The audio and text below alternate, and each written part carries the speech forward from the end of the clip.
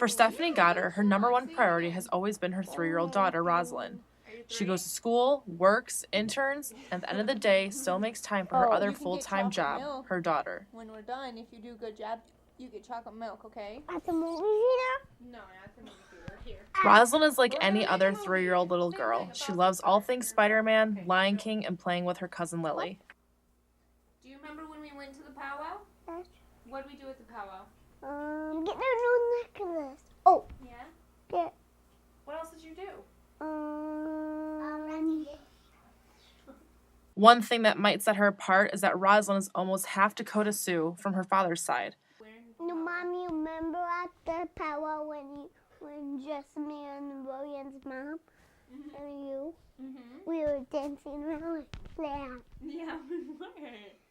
That's good. There, whenever Rosalind's like a chameleon. Whenever she's with them, she looks really native, and everybody always makes fun of her because she has blue eyes, and everybody else is really dark. But if it wasn't for that, like, you wouldn't be able to tell any difference. Even though she has really fair skin, she had dark skin when she was younger. As she gets older, the lighter skin she gets, because I'm Irish, and Rick is Irish, and Dakota, so... Though her father, Rick, is not currently in the picture, Stephanie has made sure, since Rosalind was a baby, to educate Rosalind in the culture, her family, and the language. She doesn't see that part of the family. They don't really have...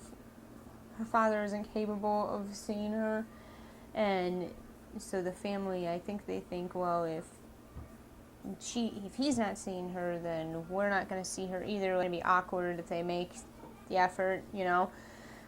But, I mean, it's fine. That door's open, and I don't want her to lose out on that part of her culture, so I take her and stuff. And she goes we try to go to the powwows a lot. We haven't been able to a lot lately, but I take her up to South Dakota at least once a year.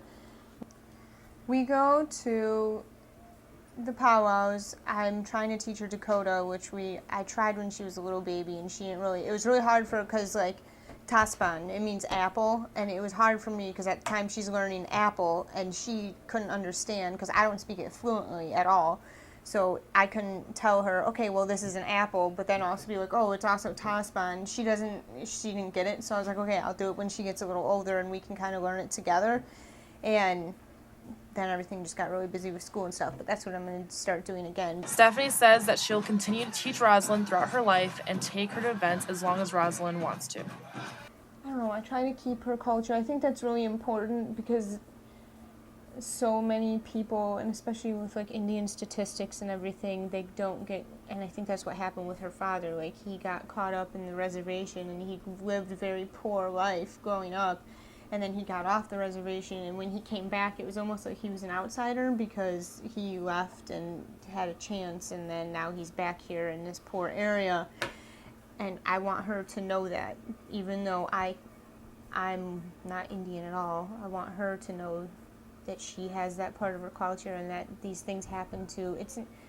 A lot of people think, oh, well, that happened hundreds of years ago. Columbus killed off all these Indians hundreds of years ago. It doesn't matter. They need to get over it. Well, these people, I mean, her father was affected by it. She's the first one who's not going to live on the reservation, you know? Dr. Sidner Larson grew up at the Fort Belknap Reservation in Montana. After discovering he couldn't make a successful living on the reservation, he worked his way up the academic chain and currently serves as professor and chair of American Indian Studies at Iowa State University. Eventually dictated that it was really not possible to stay there and live, not possible to make a living ranching. So I gradually became involved in education. This is a unique situation among all the cultural arrangements in the world. There are surprisingly quite a few Native Americans in the United States. There are quite a few tribes, and there are quite a few tribal communities, also known as reservations. The post-colonial experience really forces you to be bicultural. And so, like in my case, I was pretty well familiar with the ways of the tribal community and family. Larson says that parents such as Stephanie are positive role models in their child's life. He says that keeping culture present in a child's life is critical and develops their identity as a person. And so a conscious effort on the part of a parent, for example, to take the time and make the effort to make sure that their children know the tribal reservation ways of knowing and being is just extremely important. I think that if kids, especially if they don't have their other parent around, that's like something, when she has questions about her father, I can be like, I have all this information for you, but there's also this, and if you want to feel like close, you can, or if you have questions that you want to get answered, like this is something that I can give to you. I can't give to you. Stephanie says that she will always keep the door open for Rosalind and answer any questions she might have.